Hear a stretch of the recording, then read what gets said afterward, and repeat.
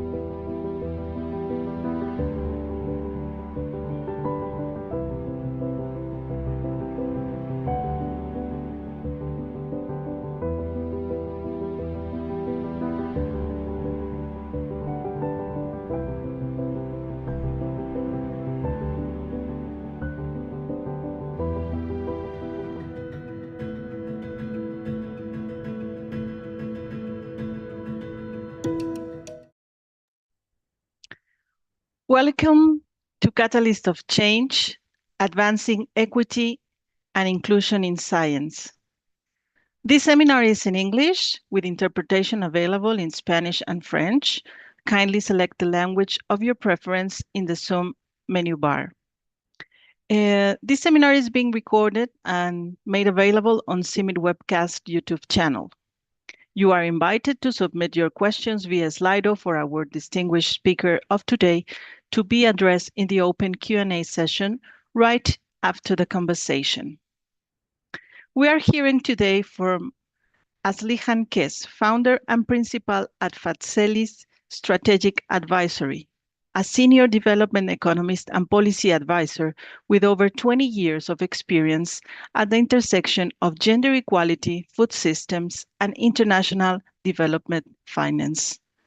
Aslihan Kes will have a conversation with Dr. Mainasara Saman Alag, plant physiologist an abiotic stress phenotyping specialist at CIMMYT based in Zimbabwe, and with Margot Bolaños Games, Capacity Strengthening and Partnership Research Associate at CIMMYT's Gender Equality, Youth and Social Inclusion JC team. Now, I would like to welcome Dr. Bram Govaerts, Director General of CIMMYT, to officially open the event and introduce our distinguished speakers of today. Dr. Govaerts, over to you. Hello, everyone. It's a pleasure once again to welcome you to a new session of Catalyst of Change, a space where we bring forward ideas, voices, and leadership that are shaping the future of food systems. I'm particularly pleased to introduce our guest today, Aslihan Kes. Aslihan brings more than 2 decades of experience working at the nexus of gender equality, food systems, and international development finance. Her career reflects a deep commitment to translating evidence into action, whether through leading initiatives at USAID, advancing multi-country research at ICRW, or contributing to global policy processes such as the Committee on World Food Security and the Commission on the Status of Women. Today, through her work as a founder and principal of Phaselis Strategic Advisory and as a member of the W20 Advisory Board contributing to the G20 agenda, she continues to influence how governments, investors, and institutions think about inclusive and resilient food systems. We are therefore also pleased to be joined by Margot Bolaños, who collaborates with our Gender Equity, Youth and Social Inclusion team, and by Dr. Mainesara Saman Allah, Principal MACE Abiotic Stress Phenotyping Specialist. These perspectives are especially relevant at a time when the challenges we face, from climate change to inequality, are increasingly interconnected. Building resilient food system requires not only innovation in science, but also intentionality in inclusion. It requires ensuring that women, youth, and marginalized communities are not only beneficiaries of change, but drivers of it. This is very much aligned with CIMMYT's mission and with our commitment to advancing gender equality and inclusion as core elements of sustainable impact. I therefore invite you all to listen closely, to engage, and to take these insights into your daily work, because ultimately, the change we are seeking is not abstract. It is built through the decisions we make, the partnerships we foster, and the systems we shape together. Thank you for being part of this conversation, and please join me in welcoming Aslihan Kes, Margot Bolaños, and Dr. Mainesara. Thank you very much, and over to you. Thank you, Dr. Bram. Aslihan, the floor is yours.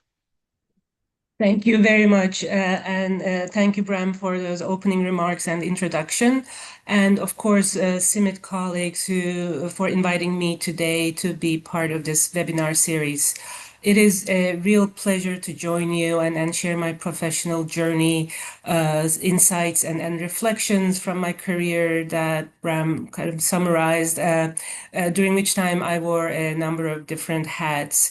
Obviously, a unifying theme was my focus on advancing equity and inclusion, primarily focused on gender equity and equality, but certainly through an intersectional lens of understanding the diversity of women and kind of the connections through a lens of society and systems. So as I also, by the way, looked at some of the previous seminar recordings, and I'm really humbled to be part of the other women who've been highlighted and other professions who've been highlighted in this seminar series. So thank you again. And also, as I was reflecting on how best to use my time, I thought about whether or not to start from the beginning or the end. And then I realized I should probably start in the middle, because I think that is when my focus really took a turn towards agriculture and rural development, so something that will be anchoring our discussion today. But also because the person who was instrumental in that turn. And that person actually came to become part of the CIMMYT family. So I thought that it was a really opportunistic time to really highlight how one's career does get impacted by many thought leaders and colleagues and mentors that shape our journey. And this person is Dr. Paula Cantor.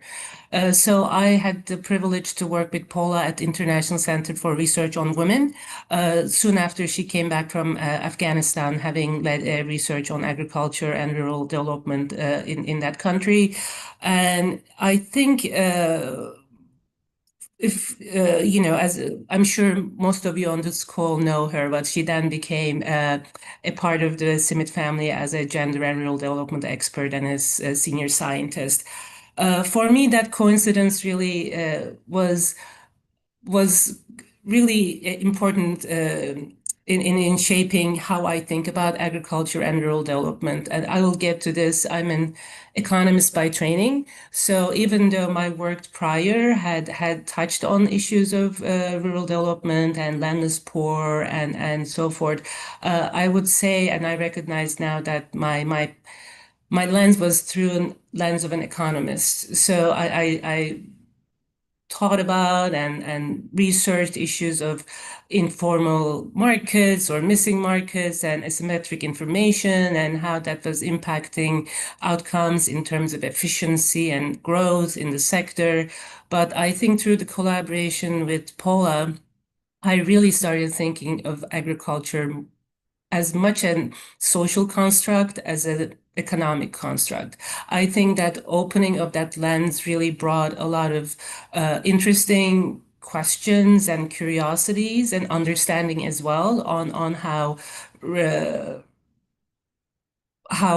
rural economies work and the different social dynamics and norms and institutions that really are impacting and impacted by what what economic development programs in the sector and so forth. So that is why I wanted to really remember her in this opportunity, especially also I think 11 years ago, tomorrow is when we lost her to a bombing in Kabul. So its timing could not be any more impeccable as well to really remember her contributions to the field.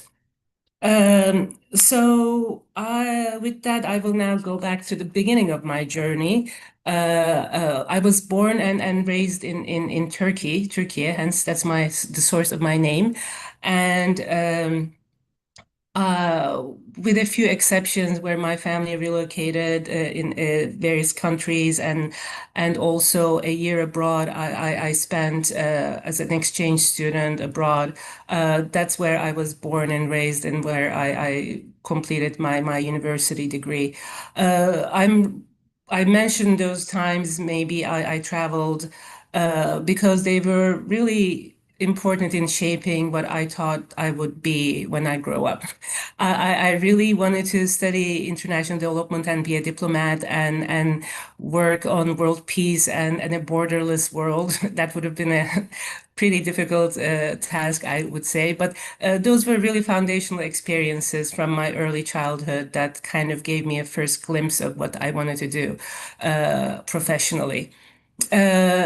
But then things, obviously we grow up, things change, our perspectives change, and I went into economics. I would say again because I grew up in a time in Turkey where there was rapid globalization and the economy was opening up. There were multiple crises and IMF bailouts that really, like many young people in my generation, wanted me to kind of compelled me to study and understand what was happening in the country. But I think more than anything else, what I observed and what really intrigued me was how these economic policies were shaping society, how as a result of this rapid globalization, income inequality, rapid urbanization, and migration was really transforming communities, how we live, how we interact. As I mentioned, the sort of the growing opportunity gap and growing income inequality, how those were being reflected in the policy and politics of the day.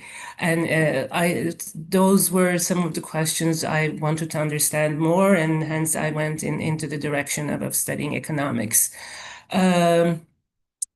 And then fast forward, wanting to pursue a career in research, I came to the United States as a graduate student, and there is, I think, was my first intentional sort of growth in kind of in research in rural development in particular. Some of the early questions I grappled with were, for instance, the interlinked markets that sustained a lot of in rural India. Rural poor, landless poor, trying to understand how input-output markets and landlord-tenant relationships shaped, again, the outcomes for landless poor, for agricultural outcomes, for food security.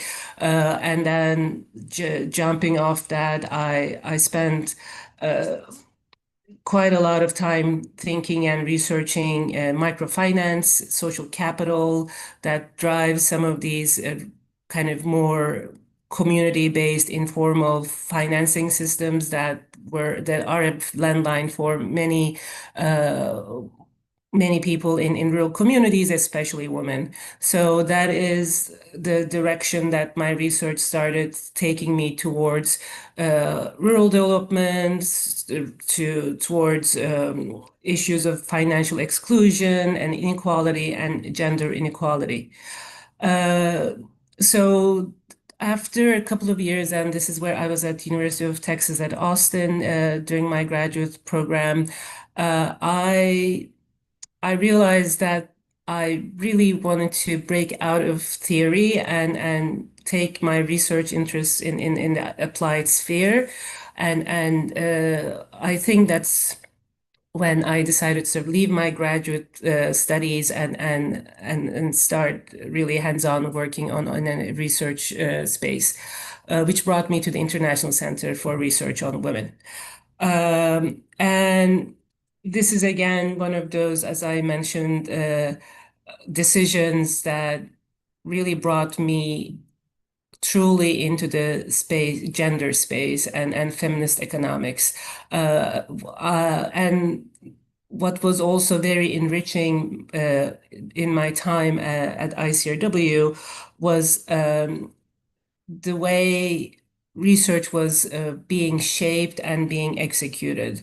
Basically, I joined a number of researchers that worked across different sectors, from public health to demography to economics, and that kind of cross-sectoral lens when we are thinking about equity, gender equality, or equity in general is I think definitely one of the key ingredients to really thinking about how the system operates from different directions or dimensions to create some of these inequalities, and how we should really more holistically think about addressing them.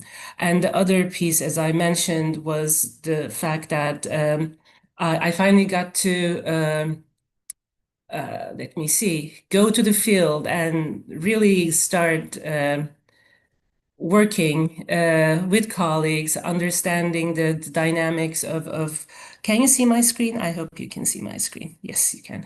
Understand firsthand, collaborate with researchers across the world, turned out to be mostly Africa, to really use my sort of academic training to more action-oriented research. So I just wanted to highlight this first field research that I undertook in South Africa and Uganda especially. And more recently, I had a chance to go back to South Africa, so it kind of all came full circle. And I wanted to just mention this work as an example of how that's kind of more multi-sectoral research came to be in my early years at ICRW. So this is a work we did with research partners in South Africa and Uganda, as I mentioned. And the work really was focused on understanding how women's land and property rights could impact or had a preventive and a mitigating impact on women's risks of HIV/AIDS and gender-based violence. So we had, again, a public health HIV/AIDS specialist and land rights experts from these countries coming together. And part of the task was to understand what women's land rights were about within a statutory and a customary setting where laws, they were not necessarily harmonized, and how that risk of losing land and property in the context of HIV was increasing women's risk to being exposed to the disease and also to gender-based violence. And this is 1990s, when land grabbing was a big phenomenon in many parts of Africa due to the HIV epidemic. So that's I realize I don't take a lot of pictures of myself, but you see with my colleagues, we really worked on defining or developing tools that would really understand men and women's rights, a spectrum of rights across land and property, and that really was the basis then to look at these linkages more systematically. And I will say also working with colleagues and really understanding the context of the country and kind of the political economy and the institutions of the country were instrumental into what became basically a measurement tool. So that was something that I don't think we could in isolation develop in Washington, D.C. and have it really produce the same level of nuance that came out of that research.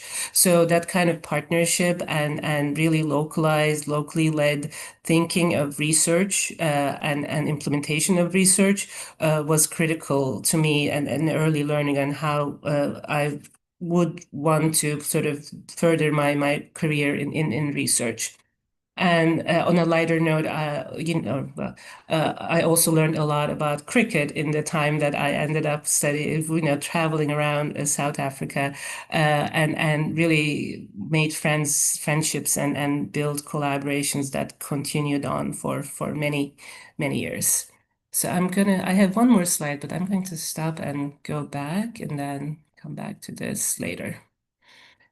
As I mentioned, that's kind of my very first early sort of move towards action focused, more kind of application focused and policy focused research. And then, as I noted, I continue to work on land rights issues as it pertained to women's control of it as a productive asset, and how that impacted investment decisions for women in terms of adoption of technologies or climate smart practices. So really looking at land is a key asset for incentivizing investment in land, but also access to finance and so forth. So that body of work continued, and then my amazing collaboration and work with Paula kind of came out of that work stream, and we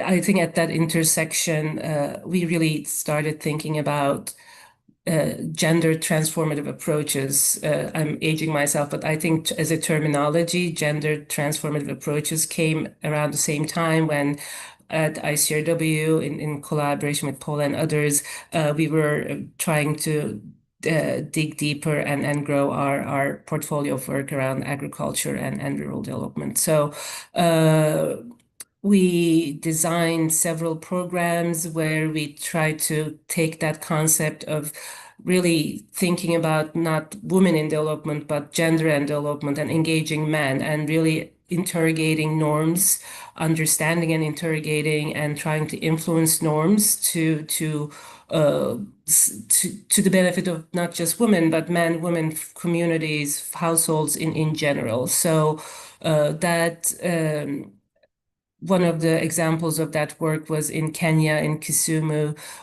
where we engaged both agro-dealers and women's groups to really address the demand and supply challenges to access to improved seeds and other inputs to improve productivity. And part of that was also to take this more of the inputs, what's called the farmers' input savings and loans groups, and make them kind of help them be more effective in their saving and loan practices, with the eventual goal of linking them to formal markets. So it was kind of a nascent market systems program, I would say, but more importantly, had elements of gender transformative sort of approaches across the board, from the market side, from the agri-dealer side, but also at the household level. So that was a project that we kind of designed with Paula, with the understanding of like wanting to learn from it. So it was a quasi-experimental design, and it's several years later we had a lot of interesting learnings that that came out of that study. So similarly, I also was lucky to collaborate with Helen Keller International on a more of an ag nutrition related project across, again, East and West Africa. I would say a lot of my work ended up in Sub-Saharan Africa over the 20 years, where, again, I'm also mentioning these because that's when I think for the first time kind of I learned about fortified varieties and kind of really looking at how agricultural technology and kind of these bundled approaches of taking a technology and pairing it with more social interventions can improve results. So that was something that we learned from our work with Helen Keller in 4 countries in Africa. So I'm sure some of these will come up in the Q&A as well. I want to sort of fast forward to say that as my work increasingly focused on agriculture, nutrition, climate smart, resilient approaches with an anchor in equality, that kind of prepared me to my tenure at USAID, where I was basically for 7 years embedded with a group of amazing people, agricultural scientists and nutritionists and so forth, working to sort of integrate and introduce that lens of equity and inclusion from research to policy to these multilateral financing sort of opportunities and multilateral policy processes. So this is, again, it was very humbling because while I believe I was able to bring a more of a multi-sectoral lens and sort of kind of ask my colleagues to think about, consider things like time poverty or unpaid care burden of women or gender-based violence. If when we work with communities and challenge norms, what can come out of it, some of the unintended consequences of our programs, even child marriage as a kind of as a tool that a lot of communities grab onto in times of climate shocks and so forth.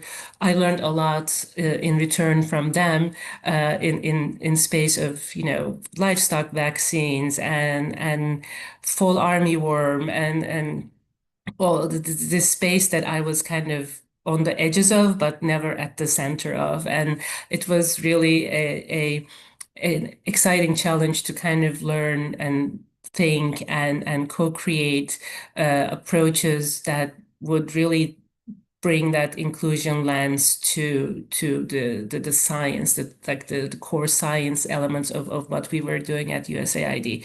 And this also came at a time, I think, as a bureau, the focus was, okay, like we have these research investments, and how do we really scale and commercialize these investments, which I think also brings various different dimensions of gender and equity and inclusion again to the question. So I think it was it was a good time, I think, and a great opening and opportunity to think about again equity and inclusion as we were trying to get to that next level of questions in our work. So I will just maybe then try to share again, because I will say one of the most proud, I think, collaborations or exciting collaborations I was part of during that time, and maybe you will recognize some of these faces, is the work we did with the African Women in Agricultural Research and Development Award. I think USAID, prior to my time, was an early supporter of award, which over the years ran this fellowship for African women agricultural scientists, building not just their technical capacity, but their sort of voices, elevating their voices and leadership in the institutions that they worked in, and then also building this network across different countries for continued collaboration and support, professional support. So what we did when I was working with Award was also take that research focus and expand it to policy. So I think, as we were talking about scaling and commercialization, one of the key things that come out is that the enabling environment is as important as the investment in research as well. So, and policy plays an important role in that equation. So what a lot of these women have been working on is to sort of come up with policy priorities in their own countries that will unlock that enabling environment for more inclusive ways. Not only we do research, but then kind of use the institutional infrastructure from markets to government across financial sectors and so forth to enable agriculture innovation to reach and benefit broader and more diverse stakeholder groups in their countries. So this is still ongoing, and as I said, this was one of the works that I was part of when I was at USAID, that I think, again, if we want to think about inclusion in science and equity in science, I think sort of the bigger that tent question and a priority for us to consider. And I think just on that policy link again, as Bram mentioned, I also worked towards the end of my tenure at USAID. I worked with another colleague in the government to negotiate the voluntary guidelines for gender equality and women's and girls' empowerment in the context of food security and nutrition, which to me, I think, just to wrap up, brought two interesting things together. One is that as a researcher, I was one of the few people in the room negotiating this document, which had many years of having worked in the trenches and really tried to work to generate that research evidence. So that opportunity to really influence the process, bringing research, and not just mine, but the global research that we amassed over the years on gender equality in agri-food systems, being able to have that evidence be used to influence policy was was a very rewarding experience for me to be part of. And it was, I mean, it is a document that that was agreed on by consensus by many countries, member states globally, who might have different views on gender equality. And I know that's a challenging topic these days, but they agreed on this document and the recommendations of this document, and agreed to take these back and implement in their countries. So I think that that's probably the longest arc of how research to policy can come to scale. And it was really rewarding to be part of that, as I mentioned. And just to say, just bring it all together, I ended up not being exactly the diplomat I thought I would be, but I was at the table as a diplomat representing US government on a multilateral platform. So there's no one direction or one path to coming back to one's dreams, I guess, is one thing to put it, and wrap my quick overview of my journey. And hopefully we'll talk more about it during the Q&A. Thank you very much. Thank you very much, Aslihan. It's very inspiring to hear about your work. Now we invite Dr. Mainasara to have this conversation with you. Doctor, the floor is yours. Thank you. Thank you. Good morning, Aslihan. Good morning, Dr. Mainasara. Let me start by saying I'm really fascinated by the remarkable and impactful career that you have built at the intersection of research, policy, and international development. It is a great pleasure for me to connect and interact with you today. I have a few questions I would like to ask you. The first one relates to your career. You have such a deep experience in research, agricultural research, rural development, also policy and international development.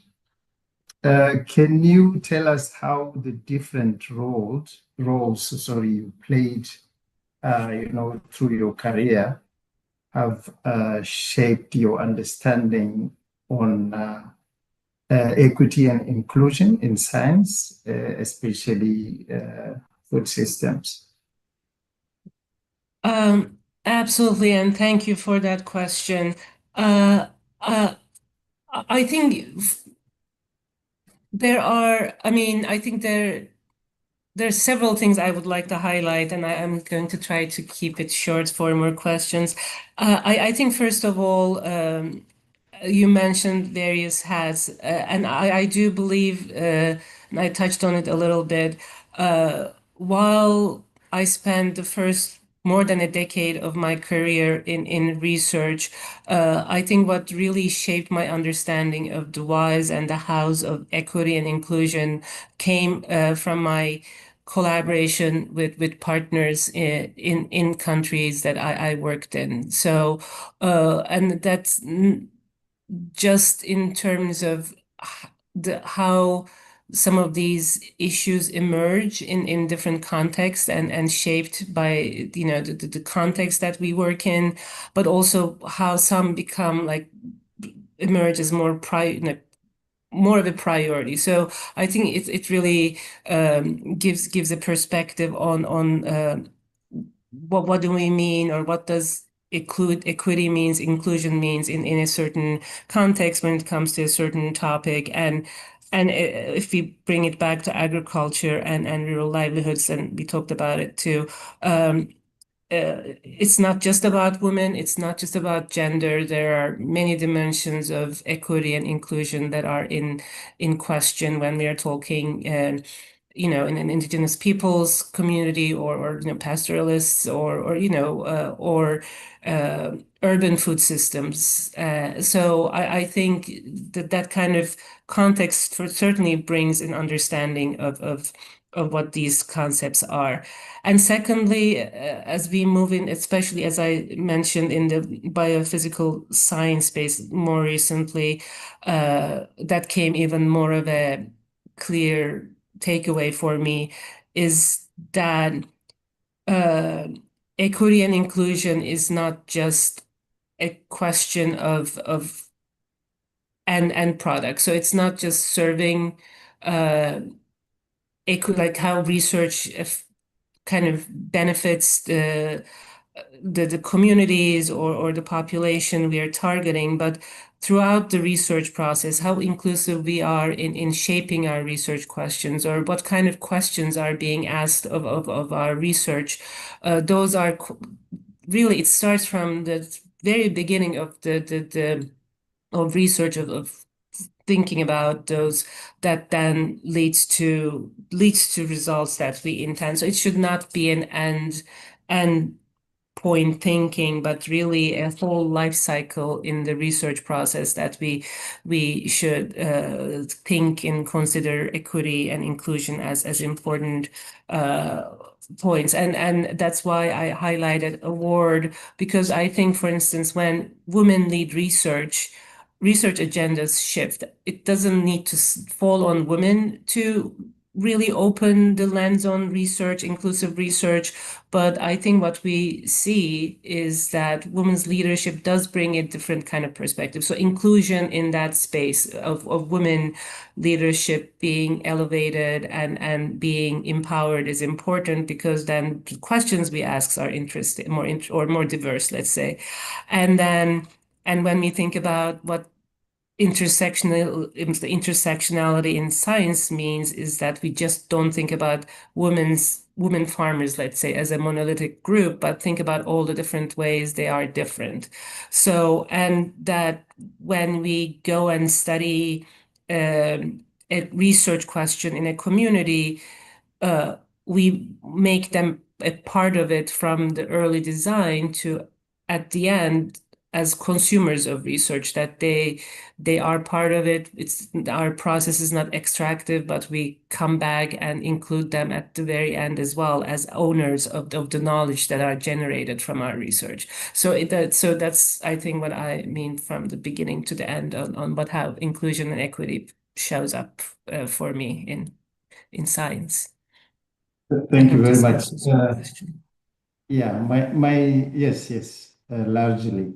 My second question, CIMMYT is a research organization, and we all know that equity and inclusion require more than institutional policies or arrangements.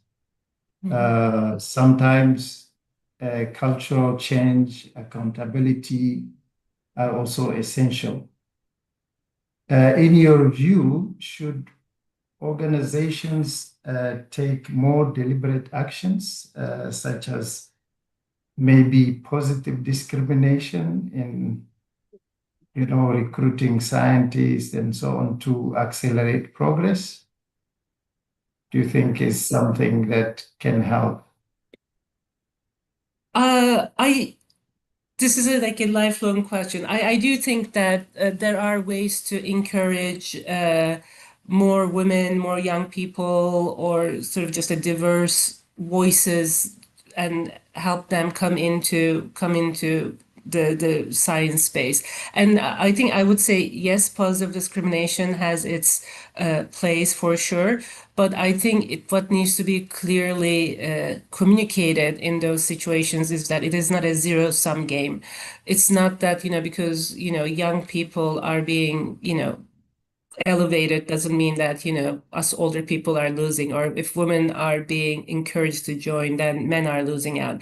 I think with positive discrimination, that kind of misunderstanding can become costly, but I think strategically and effectively and using things like positive discrimination can level the field where, women, young people, or people from indigenous population, they are underrepresented. We should level the field, and we should definitely find policies that would bring multiplicity or multitude of voices But I would also say that you'd mentioned leadership and other measures, and absolutely agree. I think gender mainstreaming, as sometimes we call it, there are many examples of it in different institutions, and more than making it a lip service, making it really a effective tool for sort of increasing inclusion and equity is the leadership. There are studies across different sectors that show that like leadership buy-in is very important. Having those institutional policies, as you were saying, to increase diversity by positive discrimination or other ways is critical. And also resources. I will say that a lot of the times when we say we're going to invest in gender equality, we don't put resources behind it. So this was actually a study that we did with our innovation labs, which very much like your centers work on research.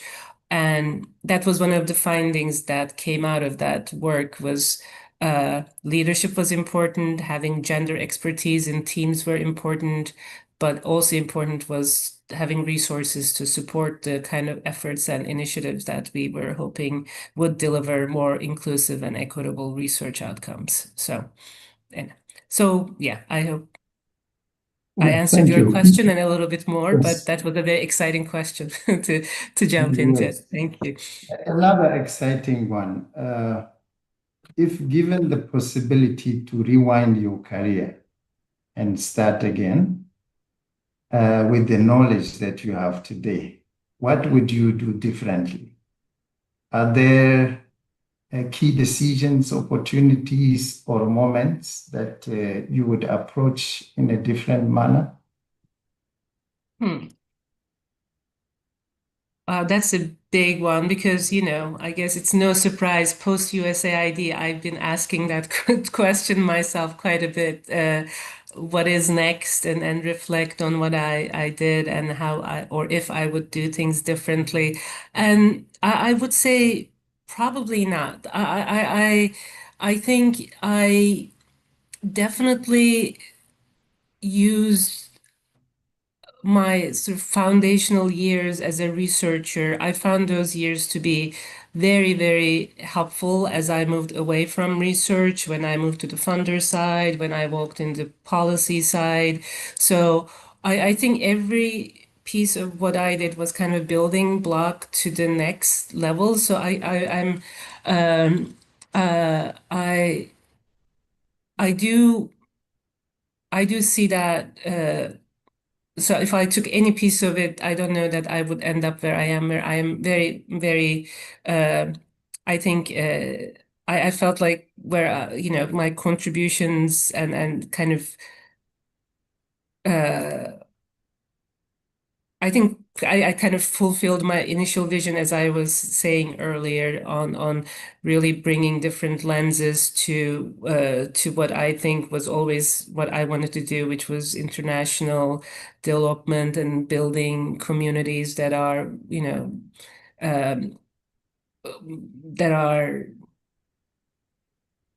that are that are better off than than when we started working with them, and more inclusive. So I think one thing maybe I can say is that at the end of the day, a lot of my work was focused on gender, and I think we grew that band a little bit over the years when we started thinking about social inclusion more broadly.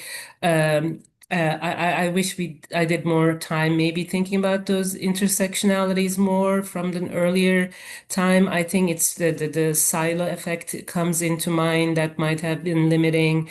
And also, for better or for worse, gender equality was the top of the agenda for many of us for many, many years, for a good reason. And that's where a lot of the evidence was coming from. So we have, I think, a harder time bringing in the kind of the quote unquote the business case for investing in other groups that are relatively more marginalized. So I think going back, getting that more broader lens into the work early on would have probably make my kind of work richer and more inclusive. So yeah, that's maybe one point I would be more intentional if I rewinded. Sorry, I meandered there a little bit, but it was a great question. Much. We are running a bit out of time. I will hand over to Margot. Thank you so much. Well, thank you so much again, Aslihan, for your time and for sharing your experiences with us. I'm definitely enjoying this conversation. I going back into the just the previous question right now, focusing on that business and economic lens of your work. I was wondering, what economic assumptions do you think most need to be challenged to create more inclusive food systems? That is a great question. What economic? I think there are, yeah, that is such a big question. Right. I think a lot of the times one of the big questions from the very micro level to the system level, especially thinking about gender, is the question of incentives.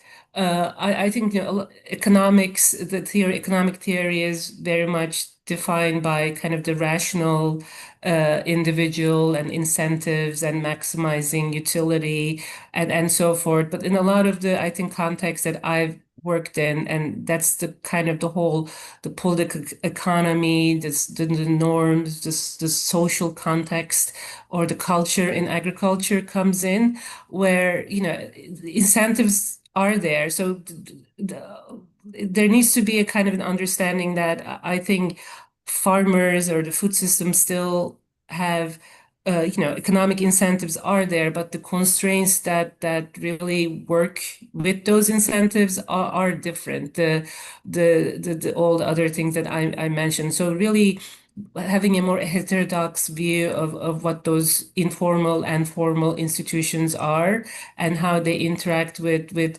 incentives. I think the neoclassical theory is kind of falls short in answering some of those questions. So having that more heterodox approach, really understanding those institutions that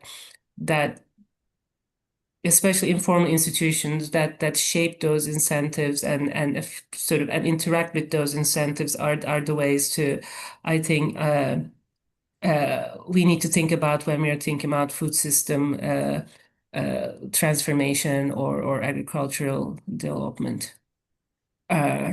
So I think yeah, I'll respond. I'm seeing some questions coming here too. Yes. So, but yeah, please. And I also wanted to bring up, I as I entered Summit, I've learned about Paula Cantor, so I really appreciate you sharing um, the the moment to remember her. And I just wanted to touch on that and see if you wouldn't mind sharing more about your personal experience with her, and especially as someone like myself who didn't get the chance to meet her. No, thank you. I mean, I debated whether or not to mention it, but her birthday was a few days ago, and again, the anniversary is coming up, and I know Simit just opened a hub that carries her name. So I was like, I need to bring it full circle because, as I mentioned, when I met Paula around I think 2009 2010, and I had started having babies and and like was going through kind of a change in my kind of personal life while also trying to balance and grow in my professional life. So she was a friend and a mentor, and as I said, she came to ICRW to grow our agriculture and livelihoods portfolio. And again, when I just talked to you about the incentives piece. I think that's when, like, she really probe or kind of like ask you to think deeply and thoughtfully about things. So her anthropologist and my economist kind of came together. I learned a lot from her in that. But in relation to incentives, for instance, like she and I spent a lot of time discussing whether the idea that women are risk averse is to be debunked. Like we because when we talk about, again, adoption of technologies or a lot of the sort of the kind of the gendered sort of understanding of behavior. Some of it is not I mean, none of it is in economic. Well, some of it is in, I think, economic books, and but I mean, she had given so much more thought on some of these questions, and again, it was really great to learn from her. And I think she went to World Fish from us. So I worked with her about 2 years. But we did that I brought the example in Kusumu because she was really the one also made me really think about, okay, what are the underlying norms we need to really address if we want this program to really deliver on economic outcomes, but we cannot do this, if we don't really address the underlying norms and behavior. So anyway, it was that was, I think, really exciting, and she was really a researcher. I think she yeah, she really loved the reading and the brainstorm. Anyway, so I don't it was really a formational sort of like mentorship I had in my career, and something that I valued a lot. So I know her work still gets a lot of great audience, and people build on it. So I'm glad that lives on. Thank you so much for sharing. Gabriela, I don't know if I have time for one last question. Is that all right? Yeah, one last question. Yes. And just to wrap up my section, reflecting on the current moment, what continues to give you hope around equity and inclusion in international development overall? I do think that there are still, I think, a lot of, I mean, I think we are not taking it for granted. Maybe one of the big important things is that there is a lot of momentum and still a lot of kind of really great minds working to kind of advance an agenda or safeguard the kind of the quote unquote wins or the progress we've made over the years. And I do think that I mean, this is, you probably heard this, and I feel like there's a lot of truth to it, though we should not be leaving them on this mission. But I think a lot of the local voices are emerging, because in this like changing the donor landscape and otherwise changing kind of the politics around some of these topics, I think the local leadership and local voices and local advocacy is still going strong, and then that was, I think, always the vision, or that was always, I think, what we were thriving for, and I think that that's happening. But again, there is still need for more coordinated ways to really bringing those priorities or those voices together. So I think yeah, and that's why I'm kind of working on this W20 effort. Maybe not this year, but maybe next year, maybe the year after. We need to stay on the agenda. We need to advocate for the whys and the hows, so it doesn't get dropped, and continue to change minds. And yeah, I'll just stop here. Thank you Yeah. so much. Thank you. Thank you, Margot. Well, we have a question from the audience. Thanks, Aslihan, for your inspiring words, for remembering our late colleague Paula Cantor. In South Asia, like in Nepal, women now make up much of the rural agricultural workforce due to male out-migration. In this context, what can we do differently to support women who carry the double burden of managing both household responsibilities and agricultural work? Oh, thank you for that question, Abdu. And I think we just were talking about this. This is true. Feminization of agriculture happens in many parts of the world. And a lot of the time that out-migration is driven for men is driven by, climate shocks or economic shocks, and men kind of move out for other economic opportunities, and women are kind of staying back with the farm responsibility. So, I think what is critical is that, for instance, it really boils down to really working to address the structural barriers that historically kind of prevented women to fully be visible as farmers. And then on top of that, as a result of that, not being able to access the productive resources they need. So, for instance, for a lot of women they become default household heads, as the question I think implies, but they don't have legal rights or any kind of recognition of their land rights, which locks them out from a lot of institutions and services and support they need to become more, to fully, farm their land and keep, have a livelihood around that. So, sort of land rights, especially in that specific question, becomes an important aspect. And similarly, and we can talk about all the key productive resources, but the big question is, how do we kind of formalize, secure, and strengthen those linkages so that women on their own can